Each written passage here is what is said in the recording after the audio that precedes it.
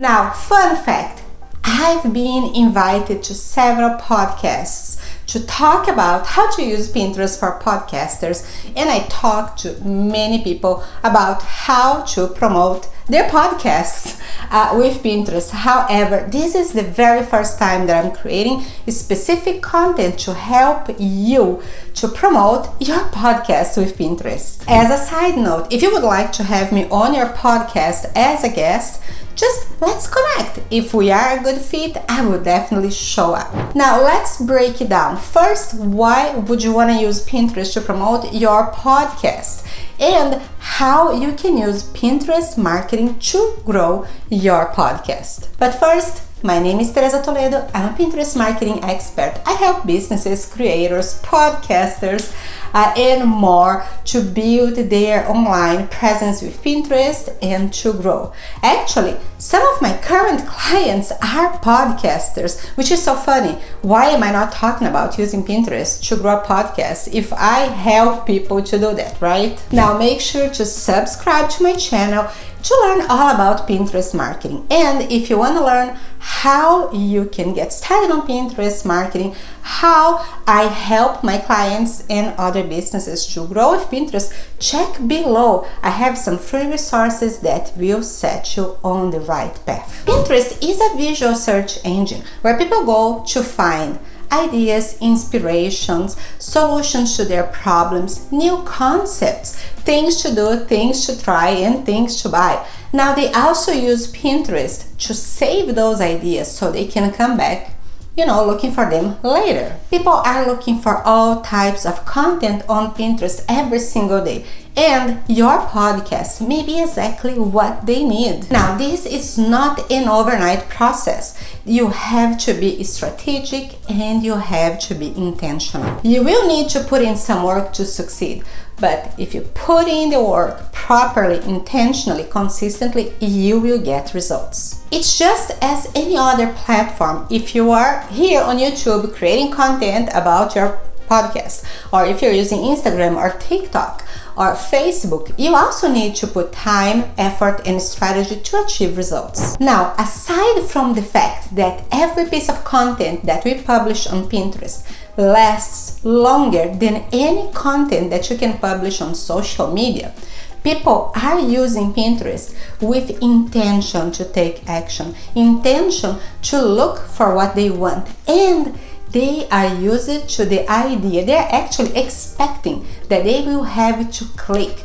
They will have to tap on the idea they find, leave Pinterest to find all the details about what it is that they're looking for. They are not expecting to just stay on Pinterest to find the answers and solutions they're searching. So pretty much once you get your content on a visual form on Pinterest about what you are offering on your podcast and people find it, they know that they will have to click out of Pinterest, go to your website, and there they will binge on the content that you're offering. Now, promoting a podcast with Pinterest may feel a little challenging if you don't understand how Pinterest works. When people are using Pinterest to search for things, usually they're expecting to find the ideas, to find the solutions on a visual form, in the form of images, in the form of written text, which means blogs, and even videos. They are not usually expecting to listening to the answers that they're looking for. Also, you don't want to simply publish your videos and images and link straight to your podcasting platform. For the best possible Pinterest marketing results, you will need to have your own website. You will always want to link your videos and images, and of course, your link in bio in your account to a place, to a website where you can claim as yours, a website that Pinterest can verify that belongs to you and not to a third party. Now this leads me to the very first thing that we need to clear up. Having a website and having blogs is one of the best things you can do to grow your podcast if you're really serious about it. And this is not just for Pinterest purposes only, just leaving your podcast in your podcasting platform, waiting for people to find you there to listen to your content, eventually subscribe, isn't enough if you want your podcast to blow up and become famous. Think about it. If all you do with your podcast content, your interviews, your brilliant content that you have there is to leave it sitting in your podcasting platform, you are missing a huge opportunity of getting more eyes on it. Think about this also. People consume content in different ways. People consume content listening, but also watching and also reading. Another opportunity that you would be missing if you just leave your podcast sitting there is the opportunity to repurpose your content, your podcast.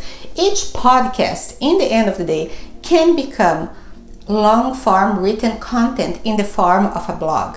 It can become long-form captions for social media. It can also become text for your email, so you can nurture your email list. And each and every podcast that is transcribed, that becomes written form, can be a script for a video for YouTube, or even short snippets for short form video content. There is so much that you can do with every single podcast episode that you record if you go beyond just leaving it on the platform where you are podcasting. If you already have a website, beautiful. Make sure that you have a blog. This is your next step. Your blog is where you're gonna publish the transcribed, written, or even form, or even notes from your podcast. Actually, after you record your podcast, it is not that hard to get your podcast transcribed using, for example, Otter.io or Rev.com or any other platform that transcribes your content. From there, you could even have an assistant that will just kind of, tidy it up, make it nice and neat so you can publish, or you could hire someone to write like I do, or even you can do it yourself. I know that in the end of the day, your goal is to get people listening, but hear me out. Having your content in written form on your website, where you can add the link to your podcast, where you can even embed your podcast, will help you reach more people, will help people find you, will attract people to your podcast. Because again, people consume content in different ways, and having this on your website will be boosting your website with the SEO energy that comes from having this long form content written on your website. And Pinterest, once you have that content, will help you even more. The idea is to have your website, your blogs, share that to Pinterest so you can attract more people from Pinterest, and then obviously people who are searching on the internet to view your content, and from there they will go to your podcast, they will listen, they will subscribe. Now that we got that out of the way, and you know why you should be using Pinterest, and you know that the best way is to have a website and blog that will work with your podcast, let's talk about the Pinterest steps that you will need to take. You're gonna have to start by, obviously, if you don't have a Pinterest account, creating a Pinterest business account for your podcast.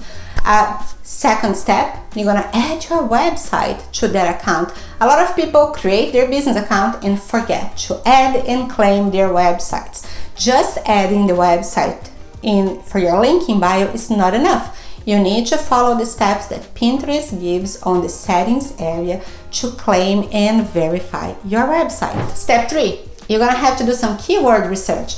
Remember, Pinterest is a visual search engine, which means Pinterest relies on images and videos, but also on keywords to know what is your content about and to know how to offer that content to the right people when they're searching for. Pinterest keywords are pretty much like SEO. Step 4, go ahead and optimize your profile, your account with all of your podcast and website information. Number 5, make sure to plan and create your visual content, your pin images, and your videos. It is totally fine to repurpose short form video if you have been creating for TikTok, for YouTube Shorts, for Reels.